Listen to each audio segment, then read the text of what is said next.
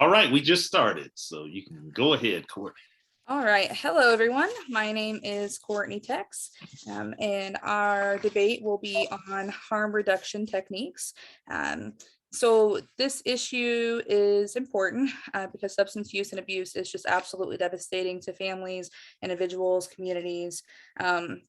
One study, 20% of those over the age of 12 reported using an illegal drug or some kind of like non-medical use of a medication or alcohol within the prior year. And complications of this abuse, I mean, they vary widely, but all of them are, really serious.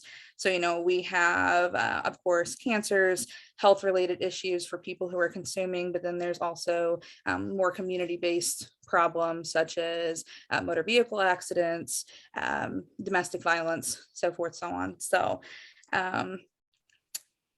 And then the comorbidity of alcohol and other substance use is high.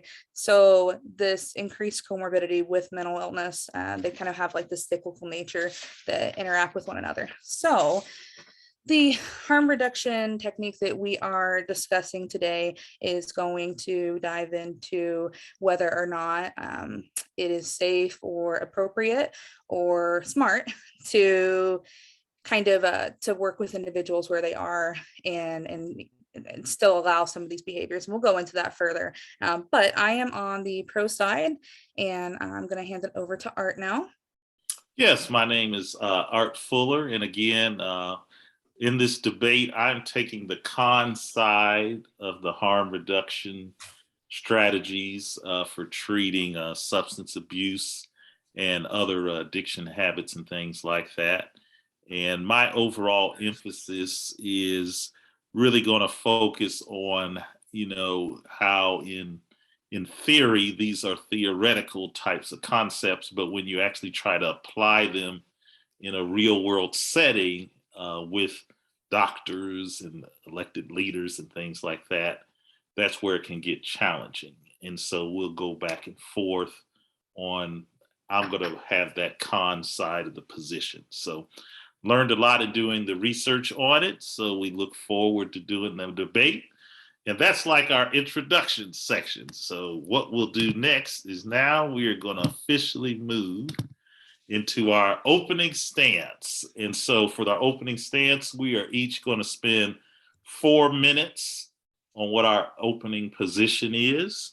And I'm serving as the timer. So Courtney, your 4 minutes starts now. Perfect. So one of the things that makes harm reduction techniques so unique and so important for this population is this overall framework of practicality, being value neutral, and just kind of as again meeting people where they are. But what that means is focusing on the stabilization of where they are in their life. So this program, you see these programs a lot with the homeless population. So of course, you don't want to see people in the homeless population using, but if there is a program that's focused in one of these sort of transitional housing places, then the focus would not be to get the individual to quit using at that point. It would just be to give the individual somewhere to live, to just lessen one of the stressors that may be causing these things in their lives. So in going off of that, harm reduction works on like these different levels of behavior change, and the effects and the outcomes are not always as obvious as some of the other perhaps more straightforward treatment options.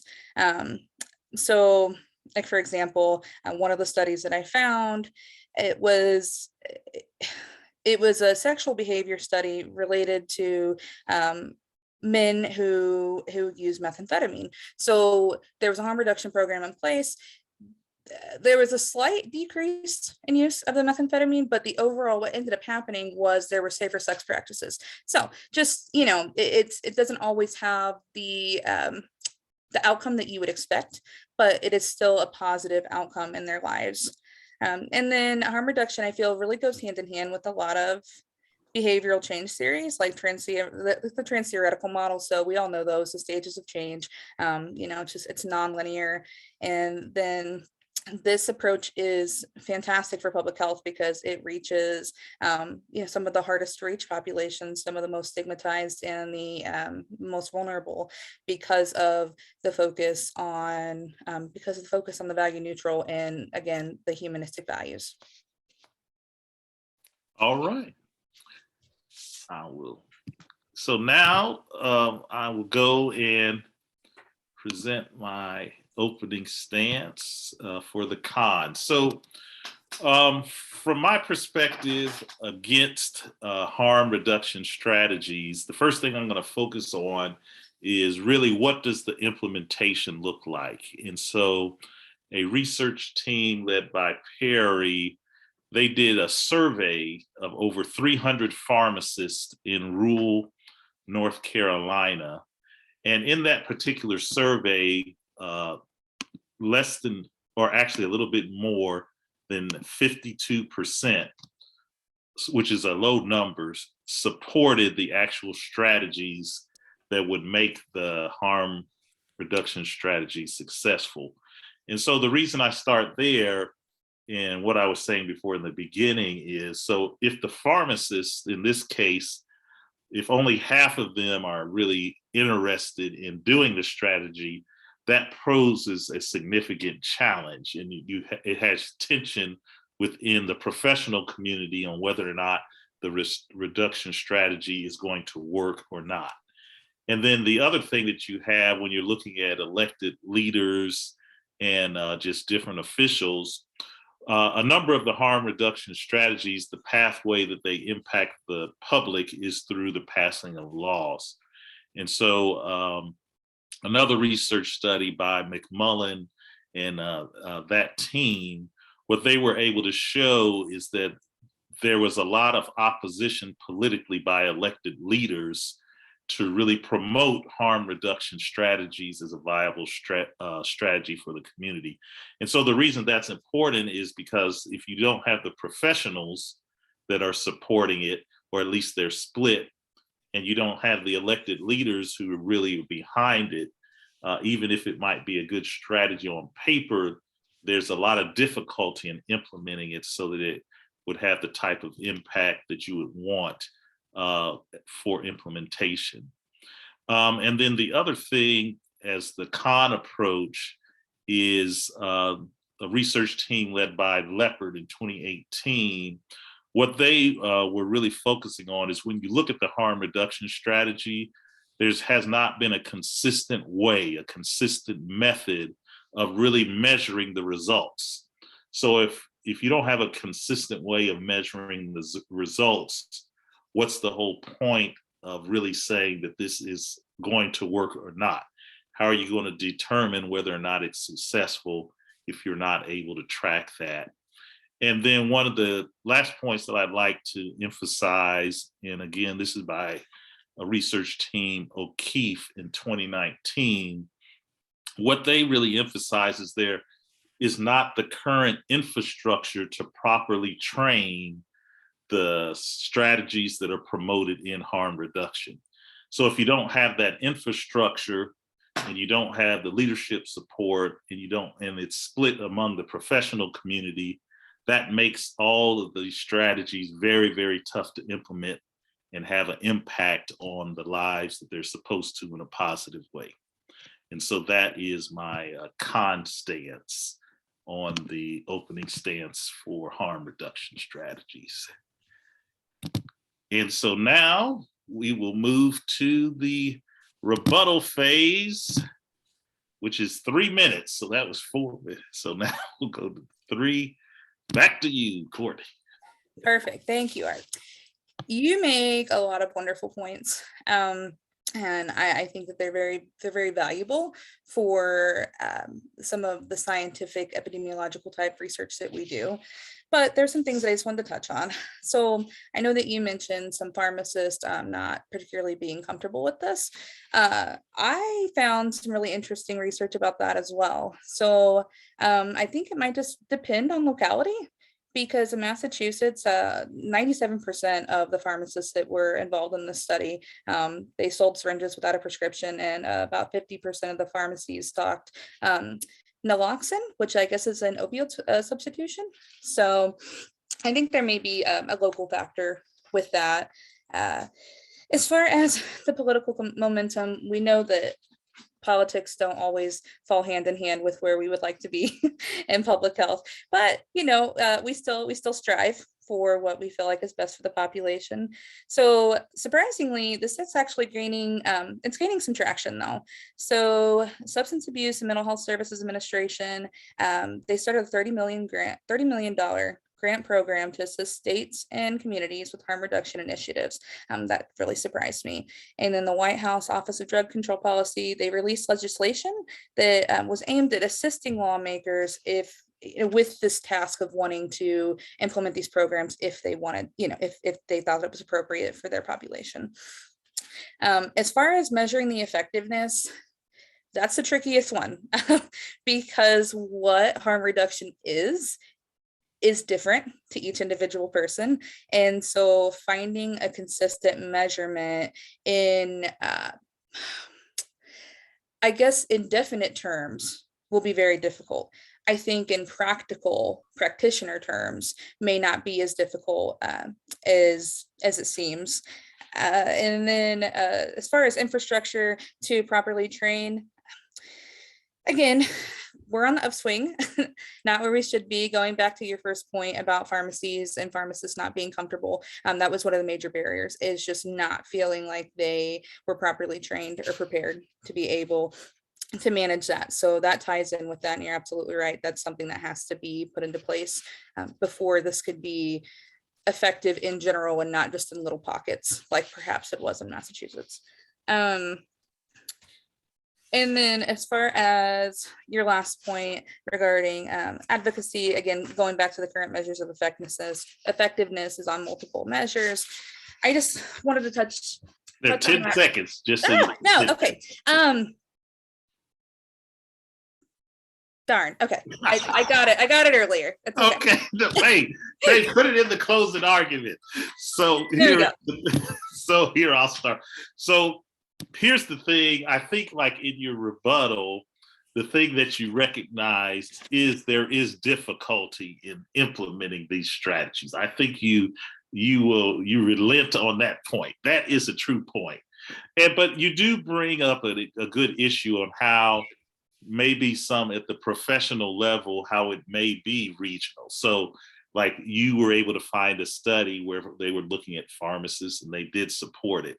So I think that just highlights an important challenge, just because when you think in the US, we are a very we have diverse states, all of those different things. So I think that is a real challenge because you don't have that uniformity in approach across states. And so you can have that wide of variation.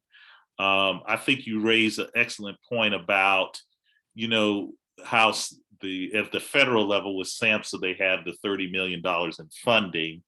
I think the thing to think about, though, is, if you spread that across, 50 states, that's less than $1 million a state. So even though 30 million is a lot, it's still like when you spread it out, it's really not that much per state at a state level. But so I think that just it signifies just the challenge that political leaders, they're not really bought in, and they really don't understand yet if it works or not. And so if you don't understand if it works or not, the amount of funds that you put at a state level, I think that's reflecting that. And then I just agree with you on, I think it's really important that, if there was some way, maybe if it's just not one measure, but if there was a way to consistently say, okay, here are at least some multiple measures where we can judge the impact of harm reduction, that might make other people who are skeptical of it be able to buy into it more. But right now, there's not even, one measure. There are even multiple measures where you can point to and say, hey, this does work, and here's the impact, and here's how we track that. So I think those are limitations with the approach in really getting it from theoretical to how does it really impact, the rural communities, urban suburbs, East Coast, West Coast, wherever middle America, how do you really make it work in the US? And so I think that's a challenge that's still working through. All right. And now we have 3 minutes each for our closing arguments. And your 3 minutes starts now. Wonderful. Okay. Yes, I think that we're both seeing a lot of each other's points, and I really respect and appreciate that. I think as far as the political momentum and where we're at with that, I agree that it's not where it should be, but I also feel that as public health practitioners, that's part of our job, is to raise awareness and to advocate and to say that, certain things may look great on paper, such as abstinence only, techniques, and they just don't work so well in real life. And so I guess I just want to start off with maybe kind of like looking back on what we know doesn't work, right? Like, we know that the reality is abstinence only programs do not work for everyone. In fact, they don't work for most people. Some people, it's a great option for them, but as we know in this field, that relapse is very common. So, and with that, there's shame and there's guilt, and this can deter an individual's healing even further. The reason why I feel that harm reduction approaches are the most appropriate for public health practitioners is because even though there's a difficulty in definition and measurement, and maybe the political momentum that has or hasn't been gained, this approach is best for us because it has a human rights base. It's focused on practicality and just basic, just going back to that sense of human rights and person-centered, and just doing what is best for that person. So, one particularly useful person-centered approach that I found was a community-based harm reduction program. And so what was really nice about this is that it was flexible and convenient for those in the neighborhood. They could just drop by whenever they wanted to. They could leave whenever they wanted to. And it was in places that people generally gather. And programs such as this, they actually did show reduction in drug use and stabilization of mental health and stabilization in housing. So in conclusion, I understand that these outcomes can be fragmented at times. However, I would urge you to kind of take like a deeper look at just the level of influence that these work on. So this is obviously like a macro level problem, right? And people aren't perfect. Life isn't perfect. So if we can get people to have, these little bits of healing, in each of these harm reduction programs, then hopefully that will all come together for a lifetime of health and happiness at some point. All right. And then, so for my closing argument, I'm going to get a little bit more philosophical. Okay. So there's a researcher out there. His last name is Weinstock, and he did some research in 2020 just on the harmful reduction approach. And he really looked at it from the position of compromise. And so you're going to have some people who look at harm reduction and it seems like it's a reasonable compromise. It's like, well, we can't stop them from doing it, so we got to find some way to make it better. But you're going to have some people that are on the other side of the belief that look at it as the word he uses, a rotten compromise. And so if you have a lot of leaders that are in an elected position that look at harm reduction strategy as a rotten compromise, they're less likely to get behind it because it literally goes against what they actually believe. And so I think that's what the limitation is because some of the strategies, it really hits at the heart at what some of our elected leaders believe is the right thing to do. So even though you may have some results here that show it works, or some results another, it doesn't work as well, the decision point for those leaders that are looking at the strategies is this an approach that I really believe in? And for some, and for many, what we're seeing is they don't. It's like, this is a rotten compromise and I'm not willing to take that step.